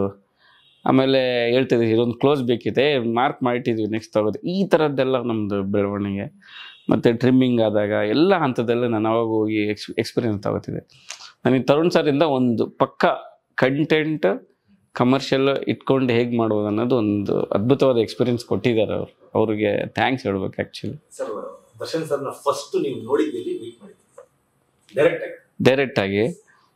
ಡೈರೆಕ್ಟಾಗಿ ಒಂದು ಮನೆಗೆ ಹೋಗಿದ್ವಿ. ಒಂದು ಸರಿ ಪರಿಚಯ ಮಾಡಿಸಿದ್ರು ತರುಣ್ ಸರ್. ಕತೆ ಎಲ್ಲ ಆದಮೇಲೆ ಇವರು ನಾವು ಸೇರಿ ಬರೆದಿದ್ದು ಅಂತ ಎಲ್ಲ ಹೇಳಿದೆ. ಅದೇ ಫಸ್ಟ್ ಮೀಟು. ಅವ್ರು ಹಗ್ ಮಾಡಿ ಚೆನ್ನಾಗಿದೆ ಡೈರೆಕ್ಟ್ರೇ, ಸೂಪರಾಗಿ ಬರೆದಿದ್ದೀರಾ ಅಂತ ಆ ಒಂದು ಹಗ್ ಮಾಡಿ ಅದು ಹೇಳಿದ್ರಲ್ಲ, ಅದು ನನಗೆ ಅವತ್ತಿನ ದಿನ ಎಲ್ಲ ಏನೋ ಒಂದು ಖುಷಿ. ಅಂದರೆ ನಾವು ಕಾಲೇಜ್ ಟೈಮಲ್ಲಿ, ಸ್ಕೂಲ್ ಟೈಮಲ್ಲಿ ಇವ್ರು ನೋಡಿಕೊಂಡು ಇವ್ರ ಫ್ಯಾನ್ ಆಗಿ ಎಗ್ರಿ ವಿಜುವಲ್ ಹೊಡ್ಕೊಂಡು ಬೇರೆ ಹತ್ರ ಜಗಳ ಆಡ್ಕೊಂಡು ಕಾಂಪಿಟೇಷನ್ ಮಾಡ್ಕೊಂಡು ಬಂದವರು. ಇವು ನಮ್ಮದು ಕತೆ ಇವ್ರು ಮಾಡ್ತಾರ ಅದು ನಂಬಿಕೆ ನನಗೆ. ಮಾಡ್ತಿದ್ದಲ್ಲ ಇದು ನಾ ಬರೆದಿದ್ದು, ಈ ಸೀನ್ ನಾವು ಬರೆದಿದ್ದಲ್ಲ, ಇವರೆಲ್ಲ ಹೇಳ್ತಾರೆ ಶೂಟ್ ಆಗ್ತದೆ. ಅದನ್ನು ಪ್ರತಿ ಕ್ಷಣ ಎಂಜಾಯ್ ಮಾಡಿದ್ದೀನಿ. ಅದನ್ನು ನಾನು ಇವಾಗಲೂ ಕಾಟರ್ ಇಷ್ಟು ಸಕ್ಸಸ್ ಆಗಿದೆಲ್ಲ, ನನಗೇನಪ್ಪ ಇದು ಹಿಂಗೆ ಅಂದರೆ ನನಗೆ ಗುಡ್ ರಿವ್ಯೂ ಬರುತ್ತೆ ಅಂತ ಐಡಿಯಾ ಇತ್ತು. ಜನಗಳು ಇಷ್ಟಕ್ಕೊಂದು ಇದು ಮಾಡ್ತಾರ ಅಂತ ನನಗೆ ಅನಿಸಿಲ್ಲ. ಮತ್ತು ಆಮೇಲೆ ನನ್ನ ಕತೆ ನಾನು ಡಿಕೋಡ್ ಮಾಡಿದೆ. ಯಾಕೆ ಇದು ಇಷ್ಟಕ್ಕೊಂದು ಇದು ತಗೊಂಡೆ? ಯಾಕೆ ಅಂದರೆ ಅದು ಪ್ರತಿಯೊಂದು ಸೀನು ಜೀವನ ಬದುಕನ್ನು ಅಳವಡಿಸ್ಕೊಂಡು ಹೋಗಿದ್ದೀವಿ ನಾವು. ಎಲ್ಲರ ಬದುಕುಗಳು ಇಟ್ಕೊಂಡು ಆ ಸೋಲ್ ಎಲ್ಲರಿಗೂ ಇಷ್ಟ ಆಗ್ಬಿಡ್ತದೆ. ಸರ್ ಇನ್ನು ದರ್ಶನ್ ಸರ್ ತುಂಬಾ ಡಿಫ್ರೆಂಟ್ ವ್ಯಕ್ತಿ. ಅಂದ್ರೆ ದರ್ಶನ್ ಸರ್ ಸಿನಿಮಾಗೆ ನೀವು ಕತೆ ಬರ್ದಿದ್ದೀರಾ ಅಂತ ಬೇರೆಯವ್ರು ಹೇಳಿದ್ರು, ದರ್ಶನ್ ಸರ್ ಹೇಳ್ತಾರೆ ಜಡೇಶ್ ಕಥೆಯಲ್ಲಿ ನಾನು ನಟಿಸಿದ್ದೀನಿ ಅಂತ. ಆ ವ್ಯಕ್ತಿ ಬಗ್ಗೆ, ಆ ವ್ಯಕ್ತಿತ್ವದ ಬಗ್ಗೆ ಓವರ್ ಆಲ್ ಹೇಳಿದ್ರೆ ಸರ್ ಅವ್ರಿಗೆ ಎಷ್ಟು ಇದು ಅಂತಂದು ಗ್ರೇಟ್ನೆಸ್ ಅಂದರೆ, ಎಷ್ಟು ಪ್ರೆಸ್ ಮೀಟ್ ಆಗಿದೆ, ಎಷ್ಟು ಶೋ ಇದೆ. ಅವರು ಹೇಳೋದು ಒಂದೇ, ನಮ್ಮ ಡೈರೆಕ್ಟ್ರು ತರುಣ್, ನಮ್ಮ ಡೈಲಾಗ್ ರೈಟ್ರು ಮಾಸ್ತಿ, ಆಮೇಲೆ ನಮ್ಮ ಕಥೆಗಾರ ಜಡೇಶ್, ಸಿನಿಮಾಟೋಗ್ರಾಫರ್ ಸುಧಾಕರ್, KM ಪ್ರಕಾಶ್, ಈ 5 ಜನ ಏನು ಬೇಕಾದರೂ ಮಾಡ್ತಾರೆ ಸಿನಿಮಾದಲ್ಲಿ. ಇವರು ಅಂಥ ರಾಕ್ಷಸರು ಇವರು. ಪ್ರತಿಯೊಂದು ಇದರಲ್ಲಿ ಹೇಳ್ತಾರೆ. ಅದು ಹೇಳಿದಾಗೆ ನನಗೆ ಮೈ ಜುಮ್. ಯಾಕಂದರೆ ಯಾವಾಗಲೂ ಹೇಳಿದಾಗ ನಾನು ಸ್ಟೇಜ್ ಮೇಲೇ ಇರ್ತಾಯಿದ್ದು, ಮೈ ಜುಮ್ ಅನ್ನೋದು. ಅವ್ರು 4 ಸಾರಿ ಹೇಳಿದ್ರೆ 4 ಸಾರಿ ನಾನು ಸ್ಟೇಜ್ ಮೇಲೇ ಇದ್ದೀನಿ. ಒಂಥರ ನನಗೆ ನೆಕ್ಸ್ಟ್ ಏನು ಮಾತಾಡ್ಬೇಕಪ್ಪ, ನೆಕ್ಸ್ಟ್ ನಾನು ಮೈಕ್ ಕೊಟ್ಟರೆ ಒಬ್ಬ ಹೀರೋ ನಮ್ಮನ್ನು ಅಷ್ಟು ಅವ್ರಿಗೆ ಡೈರೆಕ್ಟರ್ ಲೆವೆಲಲ್ಲಿ ಸಾಕಾಗಿರೋದು. ಬಟ್ ನೋಡಿ ಆ ಸಂಭಾಷಣೆಕಾರನಾಗಲಿ ಒಂದು ನಮ್ಮ ಕತೆಗಾರ ಇಷ್ಟು ಜನ ತೊಗೊಂಡು ಹೇಳಿದಾಗ ಇವತ್ತು ಕಾಟೇರದ ಕತೆಗಾರ ನಾನು ಗೊತ್ತು ಬೇಕಾದ್ರೆ ಬಿಕಾಸ್ ಬಾಯಿಂದ ಅದು ಪ್ರತಿ ಸರಿ ಬಂದಿರೋದು. ಸೊ ಅದನ್ನೆಲ್ಲ ಗುರುತಿಸಿ ನಮ್ಮನ್ನು ಅಲ್ಲಿಗೆ ತಗೊಂಡೋಗ್ತಾರಲ್ಲ, ಇನ್ನೂ ಎಷ್ಟಾದರೂ ಬರೆಯೋಣಪ್ಪ ಅವ್ರಿಗೆ ಅಂತ ಅನ್ನೋದು. ಅಂದರೆ ಅವ್ರಿಗೆ ಎಷ್ಟು ಬರೆದ್ರೂ ಸಾಲಲ್ಲಪ್ಪ, ನಾನು ಬೇಕಾದ್ರೆ ಇನ್ನೂ ಎಷ್ಟಾದರೂ ಬರಿತೀನಿ ಅವ್ರಿಗೆ ಅಂತ ಅನ್ಸೋದೇ ಅಲ್ಲಿ. ಸೊ ಆ ಥರದ ಒಂದು ಗುಡ್ ಎಕ್ಸ್ಪೀರಿಯನ್ಸ್, ಒಂದು ಗುಡ್ ವೈಬ್ ಕೊಟ್ಟರು ಅವ್ರು ನನಗೆ, ಒಂದು ಮೋಟಿವೇಶನ್ ಕೊಟ್ಟರು ನನಗೆ. ಇಂಥ ದೊಡ್ಡ ಸಿನಿಮಾಗಳಲ್ಲಿ ಒಬ್ಬ ಕತೆಗಾರ ಗುರ್ಸ್ಕೊಂಡಿದ್ದೀನಿ ಅಂತಂದರೆ ಅವರು ಪ್ರತಿ ಸ್ಟೇಜಲ್ಲಿ ಹೇಳಿರುವಂಥ ಮಾತಿಂದ. ಸೊ ಅದರಿಂದ ಜನಗಳಿಗೆ ಏನೂ ಗೊತ್ತಿಲ್ಲದೆ ಹೋಯ್ತು. ಇವತ್ತು ಒಳ್ಳೆ ಕತೆ ಏನೋ ಹೇಳ್ತಾರೆ ಅದನ್ನ, ಬಟ್ ಅದು ಅವ್ರು ಹೇಳಿದ್ದು ಅದರಿಂದ ಆಗಿರೋದು ಅದಷ್ಟೇ. ಅಂದ್ರೆ ಇಂಡಸ್ಟ್ರಿಯಲ್ಲಿ ಸರ್ ಕತೆಗಾರರಿಗೆ ಮುಂಚೆ ಅಷ್ಟೊಂದು ವ್ಯಾಲ್ಯೂ ಇರ್ತಿರ್ಲಿಲ್ಲ. ಎಲ್ಲೋ ಬೇರೆ ಸ್ಟೇಟ್ಗಳಿಂದ ಬೇರೆ ಭಾಷೆಗಳಿಂದ ಕರ್ಕೊಂಡ್ಬಂದು ರೂಮ್ ಹಾಕಿ ಕೂರಿಸಿ ಬಸ್ಸದನ್ನೆಲ್ಲ ನಾವು ಕಣ್ಣಾರೆ ಬೇರೆ ಲ್ಯಾಂಗ್ವೇಜ್ ಇಂದ ಬಂದು ಕತೆ ಬರೀತಾರೆ ಅಂತಂದ್ರೆ ಅವ್ರಿಗೆ ಏನೋ ಒಂದು ರಾಜ ಮರ್ಯಾದೆ ಕೊಡೋದು ಆ ಥರದ್ದೆಲ್ಲ ಇತ್ತು. ಇಲ್ಲಿ ಅವರಿಗೆ ಪೇಮೆಂಟ್ ಕೊಡೋಕೆ ಕೂಡ ಆಗ್ತಾ ಇತ್ತು. ಓಕೆನಾ? ಬಟ್ ಈ ತರ ಅಂದ್ರೆ ದರ್ಶನ್ ಸರ್ ತರ ಒಬ್ಬ ಕತೆಗಾರನ ಟ್ರೀಟ್ ಮಾಡಿದ್ರೆ ಇಲ್ಲಿರುವ ಕತೆಗಾರರಿಗೂ ಕೂಡ ಹೆಲ್ಪ್ ಆಗುತ್ತೆ. ಇಲ್ಲಿರೋ ಕತೆಗಾರರು ಕೂಡ ಒಳ್ಳೆ ಕತೆ ಬರೀತಾರೆ. ದರ್ಶನ್ ಸರ್ ಅವರು ಆ ವಿಚಾರದಲ್ಲಿ ದರ್ಶನ್ ಸರ್ ನಿಮ್ಮ ಮಟ್ಟಲ್ಲಿ ಯಾವ ತರ? ಇವತ್ತು ದರ್ಶನ್ ಸರ್ ಈ ಸಬ್ಜೆಕ್ಟ್ ಒಪ್ಪೋದು ಒಂದು ರೀತಿಯಲ್ಲಿ ಕಾಟೇರ ಸಕ್ಸಸ್. ಇನ್ನೊಂದು ನಮ್ಮಂಥವ್ರನ್ನೆಲ್ಲ ಒಂದು ಕನ್ಸಿಡರ್ ಮಾಡಿ ಇವರು ಬರ್ದಿದ್ರಲ್ಲಿ ನಾವು ನಟಿಸಿದ್ದೀನಲ್ಲ ಅನ್ನೋದಿದೆಯಲ್ಲ, ಅದು ಇನ್ನೊಂದು ಲೆವೆಲ್ಗೆ ತಗೊಂಡೋಯ್ತು. ಆ್ಯಕ್ಚುಲಿ ಇವತ್ತು ಸಕ್ಸಸ್ ರೇಟ್ ತುಂಬ ಕಡಿಮೆ ಅದರ್ ಲ್ಯಾಂಗ್ವೇಜ್ ಕಂಪೇರ್ ಮಾಡಿದ್ರೆ Kannada industry. Because only writers ಇಲ್ಲ ಅನ್ನೋದು, ಇಲ್ಲಿ ಪ್ರೊಡ್ಯೂಸರ್ಸ್ ಇಲ್ಲ, ಹೀರೋಗಳು ಇಲ್ಲ ಅನ್ನೋದು, ಡೈರೆಕ್ಟರ್ಸ್ ಇಲ್ಲ ಅಂತಲ್ಲ, ರೈಟರ್ಸ್ ಇಲ್ಲ. ಅದು ಕೊರತೆ ಇದ್ರ ಮೂಲಕ ನೆರವೇರುತ್ತಾ ಇದೆ. ಬಟ್ ಯಾಕೆ ಆಯಿತು ಅನ್ನೋದು ನನಗೂ ಗೊತ್ತಿಲ್ಲ. ಮೇ ಬಿ ತುಂಬ ರಿಮೇಕ್ ಸಿನಿಮಾ, ಆಮೇಲೆ ರಿಮೇಕ್ ಸಿನಿಮಾಗೆ ಕೊಟ್ಟಂಥ ಅರ್ಧ ದುಡ್ಡು ಇಲ್ಲಿ ಇನ್ವೆಸ್ಟ್ ಮಾಡಿದ್ರು ಅದಕ್ಕಿಂತ ಒಳ್ಳೆ ಕತೆ ಇಲ್ಲಿ ಬರಿಬೋದಿತ್ತು. ಅದು ಆ ಮನಸ್ಥಿತಿಗಳೇ ಯಾಕೆ ಓಪನ್ ಆಗಲಿಲ್ಲ. ಇವಾಗ ಯಾವಾಗ OTT ಲಾಕ್ಡೌನ್ ಅನ್ನು ಗ್ಲೋಬಲೈಸ್ ಅಂದರೆ ಎಲ್ಲ ಪ್ಲ್ಯಾಟ್ಫಾರ್ಮ್ಗಳು ಓಪನ್ ಆದವು, ಇವಾಗ ರಿಮೇಕ್ ಬೆಲೆ ಹೊರಟೋಯ್ತು. ಇವಾಗ ರೈಟರ್ಸ್ ಬೇಕು. ಎಲ್ಲಿದ್ದಾರೆ ಇವಾಗ? ನಾವು ದುಡ್ಕೊಂಡ್ಲೇ ಇಲ್ಲ, ರೈಟರ್ಸ್ನ ಬೆಳೆಸಲೇ ಇಲ್ಲ. ಡೈರೆಕ್ಟರ್ಗಳು ಸ್ವಾರ್ಥ ಉಳಿಸ್ಕೊಳ್ಳಿಲ್ಲ. ಇವಾಗೆಲ್ಲ ಡೈರೆಕ್ಟರ್ ಎಲ್ಲ ಬರಿಬೇಕು ಅನ್ನೋ ಒಂದು ಇಮೇಜ್ ಬೇರೆ ಅಂಟ್ಕೊಂಡಿದೆ, ಅದು ರಾಂಗ್. ಇವಾಗ ತರುಣ್ ಸರ್ ಹಾಕಿ ಕೂತಿದ್ರೆ ನಮಗೆ ಅವಕಾಶ ಕೊಡಲಿಲ್ಲ ಅಂದರೆ ಕಾಟೇರ ಆಗ್ತಿತ್ತಾ? ಅವ್ರು ಬಿಟ್ಕೊಟ್ರು. ನಾನು ಡೈರೆಕ್ಟ್ರು, ಸ್ಕ್ರಿಪ್ಟ್ ರೈಟ್ರು, ನಾನು 2 ಪಾಯಿಂಟ್ ಹೇಳಿದೆ, ಜೊತೆ ಕೂತ್ಕೊಂಡು ಮಾಡಿದ್ರು, ಅದ್ಭುತವಾದ ಸೃಷ್ಟಿ ಆಯಿತು. ಎಲ್ಲ ನಂದೇ ಆಗ್ಬೇಕಂದಿದ್ರೆ ಅದು ಕಾಟೇರ ಆಗ್ತಿರಲಿಲ್ಲ. ಸೊ ಈ ಮನಸ್ಥಿತಿಗಳು ಆಗಲಿಲ್ಲ. ಆಗಿದ್ದರೆ ಇವತ್ತು ಇನ್ನೂ ಸಮೃದ್ಧಿಯಾಗಿರೋದು. ನಾನು ಇದ್ರ ಮೂಲಕ ಅದನ್ನೇ ಕೇಳ್ಕೊಳ್ಳೋದು. ಇವು ಯಾವುದಕ್ಕೋ ರಿಮೇಕಿಗೆ ಮತ್ತು ಯಾವುದಕ್ಕೋ ದುಡ್ಡು ಖರ್ಚು ಮಾಡ್ತೀವಲ್ಲ, ಕಡಿಮೆ ಮಾಡೋ, ಎಲ್ಲಿ ರೈಟರ್ಸಿಗೆ ಕೊಡಿ, ಅವ್ರಿಗೊಂದು ಸ್ಟೇಜ್ ಕೊಡಿ, ನಿಮಗೆ ಅಲ್ಲೇ ಅದ್ಭುತ ಸೃಷ್ಟಿ ಆಗೋದು. ಈ ಪೇಪರಲ್ಲಿ ಇಲ್ಲ ಅಂದರೆ ಸ್ಕ್ರೀನಲ್ಲಿ ಆಗಲ್ಲ. ಫಸ್ಟ್ ಪೇಪರಲ್ಲಿ ಆಗಬೇಕಂದ್ರೆ ರೈಟರ್ಸ್ ಬೇಕು. ಎಷ್ಟೋ ಜನ ರೈಟರ್ಗಳ ಬಾಯಲ್ಲಿ ಕೂಡ ನಾನು ಕೇಳಿದ್ದೀನಿ ಸರ್, ಕತೆ ಬರ್ಕೊಟ್ಟಿದ್ದೀನಿ, ಒಳ್ಳೆ ಪೇಮೆಂಟ್ ಇಲ್ಲ, ಅಲ್ಲಿ ಸಿಗೋದು ನಮಗೆ ಮನೆ ಬಾಡಿಗೆ ಕಟ್ಟಕ್ಕೆ ಕೂಡ ಸಾಕಾಗ್ತಿಲ್ಲ. ಈ ಥರದ್ದು ಇಂಡಸ್ಟ್ರಿಲಿ ಈ ಥರ ಇಂಡಸ್ಟ್ರಿ ಬೆಳ್ಕೊಂಡ್ ಬಂತು ಸ್ಯಾಂಡಲ್ವುಡ್. ಇವಾಗ ಪ್ರೆಸೆಂಟ್ ಹೇಗಿದೆ ಸರ್ ರೈಟರ್ಗಳು? ಇವಾಗೂ ಹಾಗೆ ಇದೆ ನನ್ನ ಹೊರತುಪಡಿಸಿ. ಬಿಕಾಸ್ ನಮ್ಮ ಟೀಮ್ ಆ ಥರ ಒಂದು ಹೆಲ್ತಿ ಇದೆ. ನಮ್ಮ ಟೀಮ್ ತರುಣ್ ಸರ್ ಬೇರೆ ಎಲ್ಲ ಇರೋದು ಒಂದು ಹೆಲ್ತಿ ಟೀಮ್ ಇರೋದ್ರಲ್ಲಿ. ಬಟ್ ಈ ಬೇರೆ ಟೀಮ್ಗಳಲ್ಲಿ ಇದು ಇಲ್ಲ. ಅಂದರೆ ರೈಟರ್ಗಳನ್ನ ಒಂದೇನೋ ಅರ್ಧ ಬಳಸ್ಕೊಳ್ಳೋದು, ಇನ್ನು ಅರ್ಧ ಏನೋ ಬಳಸ್ಕೊಂಡು ಅವ್ರನ್ನ ಕಡೆಗಣಿಸೋದು, ಇದೆಲ್ಲ ಇದೆ. ಅದಿದ್ದರೆ ಅದು ನಿನ್ನ ಸಿನಿಮಾಗಷ್ಟೇ, ನಿನ್ನ ಸಿನಿಮಾನೂ ಡೆವಲಪ್ ಆಗೋಲ್ಲ, ಇಂಡಸ್ಟ್ರಿನೂ ಇದಾಗಲ್ಲ. ಅದು ವೇಸ್ಟ್, ಅದು ತುಂಬ ವೇಸ್ಟ್. ಅದ್ರ ಬದಲು ನೀನು ಡೈರೆಕ್ಟರ್, ನಿಂದು ಯಾರು ಕ್ರೆಡಿಟ್ ತೊಗೊಳಲ್ಲ. ನಾನು ಅರ್ಧ ಡೈರೆಕ್ಷನ್ ಮಾಡಿದೆ ಅಂತ ಯಾರನ್ನ ಹೇಳೋಕ್ಕಾಗುತ್ತಾ? ಅವನಿಗೊಂದು ಕೊಟ್ಟರೆ ಆಯಿತು, ಇಬ್ಬರು ಸೇರಿ ಬರ್ದಿದ್ದೀನೋ ಅಥವಾ ಅವ್ನು ಬರ್ದನೋ ಹೇಳಿದರೆ ಮುಗಿದೋಯ್ತು. ಡೈರೆಕ್ಟ್ರ್ ಅಲ್ಟಿಮೇಟ್ ಇದರಲ್ಲಿ ಇದೆ ಅಲ್ವಾ? ಹೌದು. ಇವಾಗ ಹಾಲಿವುಡ್ಡಲ್ಲಿ ಎಲ್ಲ ಅವರೇ ಬರ್ಕೊಂಡು ಕೊಡ್ತಾರೆ, ಇಲ್ವಲ್ಲ? ಅವ್ರದ್ದು ಡೈರೆಕ್ಷನ್, ಅಲ್ಲಿ ಡೈರೆಕ್ಷನ್ಲಿ ಕ್ರಿಯೇಟಿವ್ ಡೈರೆಕ್ಟರ್ ಅಂತ, ಡಿಸೈನ್, ಪ್ರೊಡಕ್ಷನ್ ಡಿಸೈನ್ ಅಂತ, ಇನ್ನು ಡೈರೆಕ್ಟರ್ದಲ್ಲೇ ಅರ್ಧ ಭಾಗಗಳು ತುಂಬ ಇದಾವೆ ಅಲ್ಲಿ, ಎಲ್ಲ ಅವರೇ. ನಾವು ಇಲ್ಲಿ ಡೈರೆಕ್ಟರ್ ಅಂದರೆ ಎಲ್ಲವೂ ಮಾಡಬೇಕು, ಅದೊಂದು ಭ್ರಮೆ ಅದು ಅಂತ. ಅಂದ್ರೆ ಸರ್ ಈ ಕ್ವಶನ್ ಏನು ಕೇಳ್ತಿದ್ದೀನಿ ಅಂದ್ರೆ, ಇದೊಂದು ಅಟ್ಲೀಸ್ಟ್ ಸೆಟ್ ಆಗಲಿ ಅಥವಾ ಈ ತರ ಟ್ರೀಟ್ ಮಾಡೋರಿಗೆ ನೋಡ್ಲಿ ಅಂತ ದರ್ಶನ್ ಸರ್ ರೈಟರ್ಗಳನ್ನ ಯಾವ ರೀತಿ ನಡೆಸ್ತಾರೆ? ನನ್ನ ಓನ್ ಎಕ್ಸ್ಪೀರಿಯನ್ಸ್, ಅವ್ರಿಗೆ ಡೈರೆಕ್ಟ್ರು ರೈಟರ್ಗೂ ನಾನು ಇದುವರೆಗೆ ಡಿಫ್ರೆನ್ಸ್ ತೋರಿಸಿದ್ದೇ ಇಲ್ಲ. ನಾನು ಯಾವಾಗ ಸೆಟ್ಟಿಗೆ ಹೋಗ್ತಿದ್ದೀನೋ, ಮಾಸ್ತಿ ಎಷ್ಟು ಸರಿ ಸೆಟ್ಟಿಗೆ ಹೋಗಿದ್ದಾರೋ, ಎಷ್ಟೇ ಆಪೇಯತಿಂದ ನಿಂಗೆ ಬಂದ ತಕ್ಷಣ, ನಾವು ನೋಡಿದ ತಕ್ಷಣ ಹಂಗೆ ಕೈ ಡೈರೆಕ್ಟ್ರೇ ಅಂದ್ರೆ ಮಾಸ್ತಿ ಅಂತ ಹಿಂಗೆ ಬಂದು ಅವ್ರು, ನಾವು ಬ್ರೇಕ್ ಟೈಮಲ್ಲಿ ಎಷ್ಟೊತ್ತು ಮಾತಾಡೋ ಅಷ್ಟೊತ್ತು ಮಾತಾಡಿಕೊಂಡು ಆರಾಮಾಗಿ, ಮತ್ತು ಇವ್ರು ಬಂದಿದ್ದಾರೆ ಅಂದರೆ ಕೆರವನ್ನಲ್ಲಿ ಊಟಕ್ಕೆ ಕರೆಸಿ ಕೂಡಿಸಿ ತಿನ್ನಿಸಿ ಇಷ್ಟು ಇದು ಡೈರೆಕ್ಟರ್ಗೂ ನನಗೂ ಏನು ಡಿಫ್ರೆನ್ಸೇ ಅವ್ರಿಗೆ ಅದು ಗೊತ್ತೂ ಇಲ್ಲ ಅನ್ಸುತ್ತೆ. ಇವರು ಡಿಫ್ರೆನ್ಸ್ ಮಾಡಬೇಕು ಇದು ಅಂತ. ಹೌದು, ನಮಗೇನು ಅನ್ಸುತ್ತೆ, ಅವ್ರಿಗೆ ಎದೆ ಇರುತ್ತೆ. ನಮಗೇನು ಅನ್ಸುತ್ತೆ, ಸಾರ್ಥಕ ಆಯ್ತಪ್ಪ, ಇನ್ನೂ ಏನಾದರೂ ಬರಿಬೇಕು ಅಂತ ಅನ್ಸಕ್ಕೆ ಶುರುವಾಗುತ್ತೆ. ಇದೇ ಆಗ್ಬೇಕಾಗಿರುತ್ತೆ ಅಷ್ಟೇ. ನಮಗೇನು ಜಾಸ್ತಿ ಏನಿದೆ, ರೆಸ್ಪೆಕ್ಟ್ ಅಷ್ಟೇ. ಈ ಟ್ರೆಂಡ್ನ ದರ್ಶನ್ ಸರ್ ಅಂದ್ರೆ ಅವ್ರು ಆ್ಯಕ್ಚುಲಿ ಎಲ್ಲರೂ ಕಂಟಿನ್ಯೂ ಮಾಡಿದ್ರೆ, ಗುರುತಿಸಿ ಅವನು ಪ್ರತಿ ಸ್ಟೇಜಲ್ಲಿ ಈ ಥರದ್ದು ಹೇಳಿ ಇವಾಗ ಬಾಸ್ ಮಾಡಿದಾರೆ, ಅಷ್ಟೇ ಸಾಕು. ನಮ್ಮ ತರುಣ್ ಸರ್ ಮಾಡಿದಾರಲ್ಲ, ಅಷ್ಟೇ ಸಾಕು.